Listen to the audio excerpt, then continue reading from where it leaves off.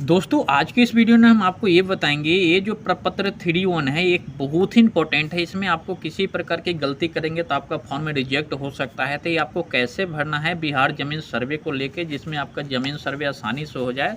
और इसमें सभी चीज़ें आपको भरना पड़ता है, जैसे कि वंशावली के आधार पर जो भी उत्तराधिकारी दखल किए हैं वो भी भरना पड़ेगा।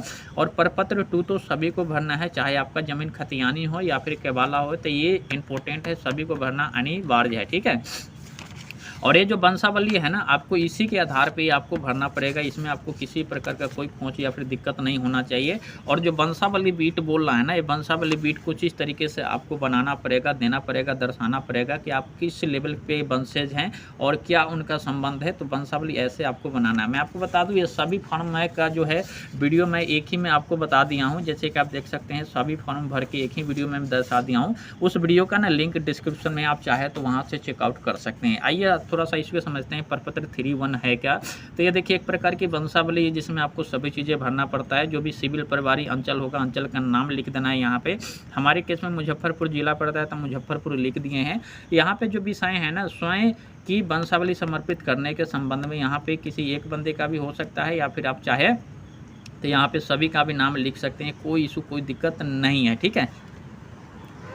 ठीक है, अब मान लीजिए कोई एक ही भाई है तो अकेले ही बनाएगा ना, है ना, या फिर दो भाई है तो उसमें आपको सभी चीज़ें दर्शाना पड़ेगा। अब यहाँ पे 1 2 3 4 या भी हम बात करते हैं कि यदि 3 या 4 या फिर इससे ज़्यादा है तो इसमें आपको जगह नहीं है तो इसको एडिट करा के कॉलम आगे बढ़ा सकते हैं। मान लेते हैं कि बिंदु सिंह, इनके जो है इसमें भी लोग गलती करते हैं। इसमें जिस व्यक्ति का नाम भरते हैं ना, उसके पिता का नाम इधर होगा, ठीक है। तो काफ़ी लोग जो है पिता का नाम इधर और अपना नाम जो इधर कर देते हैं। ऐसा गलती नहीं करना। जिस व्यक्ति के अभी जो जोत कोड कर रहा है, जो रैयत है, रई जमाबंदी तो उसके पिताजी के नाम पे होगा ना, लेकिन जो व्यक्ति अभी जोत कोड रहा है उस व्यक्ति का नाम इधर होगा और स्वर्गीय का नाम इधर होगा, उनके पिताजी का नाम। जितने भी भाई बहन होंगे वो सभी को यहाँ पे फिल कर देना है, ठीक है, क्योंकि सभी को हिस्सेदारी की जो है दावा करेगा ना। यहाँ पे कोई यदि पुत्री या फिर पत्नी होगी तो उसकी भी आपको जो है उसकी संबंध जो है आपको दर्शाना पड़ेगा। जैसे कि देखिए, हमारे केस में 3 जो है भाई है और 1 बहन है, मुनचुन देवी। तो हमने यहाँ पे काट के चीज़ों को दर्शा दिया। आप ऐसे भी लिख सकते हैं, या फिर आप चाहे तो कॉलम आगे बढ़ा के नया पेज जो है निकाल सकते हैं, ठीक है। तो इस तरीके से आप कर सकते हैं। निवासी में आपको समझता है, स्थायी अस्थायी जो भी है भर सकते हैं, नहीं तो आप छोड़ भी सकते हैं। और ये जो तीनों भाई है ना, इनका छोड़ दीजिए। मुनचुन जो देवी है ना, इन कहाँ रहते हैं, कहाँ शादी हुआ उनका, वो छोड़ दीजिए। वो नॉर्मली बात है, वो आगे की बात हम आपको बताएंगे कि यूनिवर्सिटी कैसे बनता है, ठीक है। तो ये लोग का जो निवासी है ना, वो आपको यहाँ पे जो भी इनका जाति होगा, जाति लिख देना है। यहाँ पे जिला लिख देना है, यहाँ पे ग्राम लिख देना है, यहाँ पे थाना और अंचल आपको दर्शा देना है, ठीक है। नए भूमि जिसका विवरण आवेदन के साथ संलग्न किया है, जैसे कि मैंने बताया ना, प्रपत्र 2 सभी को भरना जरूरी है। तो यही प्रपत्र 2 यहाँ पे ढूंढा जा रहा है कि इसमें आपने क्या डिटेल्स डाला है, ठीक है। तो यही आपको जरूरी है। तो प्रपत्र 2 में अंकित किया गया स्वर्गीय रतन सिंह और इनके पिताजी का नाम था पुष्कर सिंह। और ग्राम भरवारी हो गया। और राजस्व ग्राम जहाँ पे जमीन है उस गांव का नाम क्या है, तो उसका भी भरवारी है। सकरा मैंने अंचल कर दिया। जमाबंदी संख्या 102 है। प्रविष्ट जो उत्तराधिकारी से प्राप्त हुआ या फिर कराए या फिर जो भी आपको यहाँ पे लिख देना है।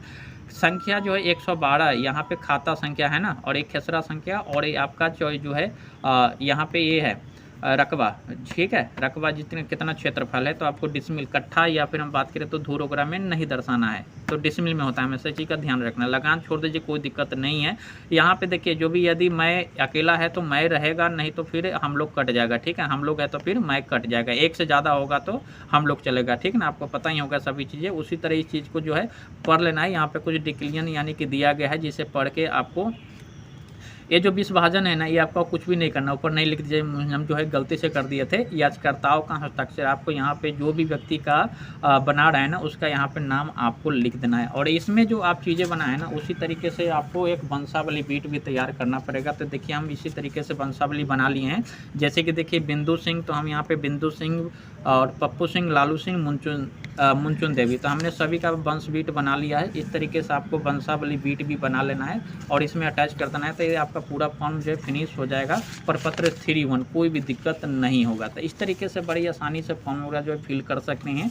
और पूरी फॉर्म कैसे भरना है तो इस वीडियो का लिंक मैं एक ही वीडियो में बता दिया हूँ। और कई इंपॉर्टेंट वीडियो दाखिल खारिज या फिर सर्वे से संबंधित लिंक डिस्क्रिप्शन में आता है, आप चेकआउट कर सकते हैं। उम्मीद है आपको सभी चीज़ें समझ में आ गया। फिर भी कोई डाउट है तो कमेंट कीजिए। मिलते हैं नेक्स्ट वीडियो में, तब तक के लिए टेक केयर।